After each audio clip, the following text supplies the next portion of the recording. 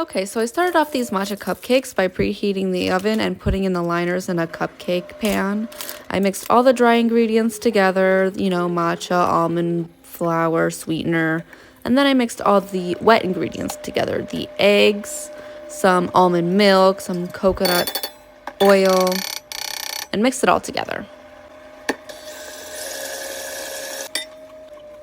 Mixed all the wet and dry ingredients and then put it into the oven. Now I'm making the frosting. So I'm doing all the sweetener, almond milk, which I put way too much of. So I ended up having to make some homemade powder, some keto powder, so it would try to thicken it up a little bit. The matcha powder. When the cupcakes were done, I put the icing on, and let's see how it is.